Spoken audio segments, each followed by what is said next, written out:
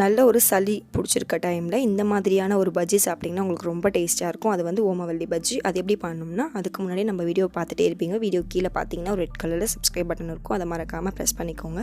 பக்கத்தில் பெல் ஐக்கானும் இருக்கும். அதை ப்ரெஸ் பண்ணிவிட்டு ஆல் அப்படின்றத செலக்ட் பண்ணிக்கோங்க. அப்போ தான் அடுத்த வீடியோஸ் உங்களுக்கு தன்னாலே நோட்டிஃபிகேஷனாக வந்துடும். இப்போ பஜ்ஜிக்கு பார்த்தீங்கன்னா ஒரு பாத்திரம் எடுத்துகிட்டு அதில் 1 கப் அளவுக்கு பச்சரிசி மாவு சேர்த்துக்கோங்க. 1.5 கப் அளவுக்கு வந்து கடலை மாவு சேர்த்துக்கோங்க.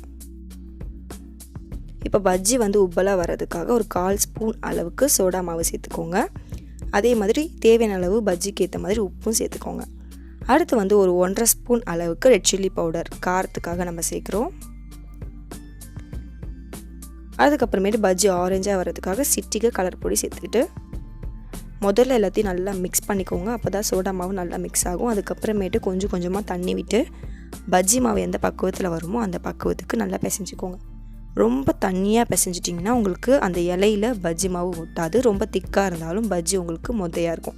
ஸோ கரெக்டான பக்குவமாக பார்த்து நீங்கள் வந்து தண்ணி விட்டு கிளறிக்கோங்க. இந்த பக்குவம் இப்போ கரெக்டாக இருக்கும். இப்போ மாவு பார்த்திங்கன்னா ரெடி ஆகிடுச்சு. எண்ணெயும் வந்து நல்லா மீடியமான ஃப்ளேமில் வச்சு சூடு பண்ணுங்கள். இப்போ கற்பூரவள்ளியோட காம்பை பிடிச்சிட்டு அதோட உடம்பு பகுதியை மட்டும் பஜ்ஜி மாவில் நல்லா தோச்சிட்டு நல்லா மெலிசாக மாவு வரணும். ஸோ அதுக்கேற்ற மாதிரி நல்லா மெலிசாக வந்து தோச்சிக்கோங்க. எடுத்து எண்ணெயில் போட்டிங்கன்னா உங்களுக்கு பஜ்ஜி நல்லா உப்ப ஆரம்பிக்கும். ஏன்னா நம்ம வந்து சோடா மாவு சேர்த்துருக்கோம் இல்லையா, அதனால் தன்னாலே உங்களுக்கு நல்ல பலூன் மாதிரி உப்பி கிடைக்கும். ரொம்ப சிறு தீயில் நீங்கள் பஜ்ஜி போட்டிங்கன்னா எண்ணெய் வந்து நிறைய உரியும். அதிகமான தீயில் வச்சு நீங்கள் பஜ்ஜி போட்டாலும் சீக்கிரமாக கருகிடும். ஸோ அடுப்பு தீ எப்பயுமே வந்து நல்லா மீடியமான ஃப்ளேமில் வச்சு போடுங்க. கற்பூரவள்ளியில் ஏகப்பட்ட மெடிசன்ஸ் இருக்குது. ஸோ நம்ம இதில் இஞ்சி பூண்டு ஓமம் எதுவுமே சேர்க்காததுனால உங்களுக்கு அந்த கற்பூரவள்ளியில் இருக்கக்கூடிய காரத்தன்மை உங்களுக்கு தெரியாது. அதே மாதிரி பார்த்திங்கன்னா ரொம்ப டேஸ்ட் தான் உங்களுக்கு தெரியும். சாப்பிடும் போது உங்களுக்கு கசக்காது.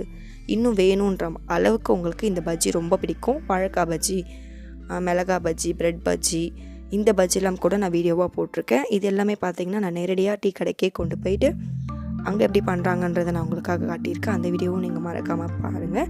மறக்காமல் இந்த ரெசிபியும் நீங்கள் வீட்டில் ட்ரை பண்ணி பார்த்துட்டு உங்கள் வீட்டில் இருக்கக்கூடிய குழந்தைங்களுக்கு கொடுத்துட்டு டேஸ்ட் எப்படி வந்துச்சு அப்படின்றத எனக்கு கமெண்டில் சொல்லுங்கள். குழந்தைங்களுக்கு தரும்போது சோடா மாவு வந்து ரொம்ப கம்மியாக வந்து சேர்த்துக்கோங்க. சேர்க்காமல் இருந்தாலும் ரொம்ப நல்லது.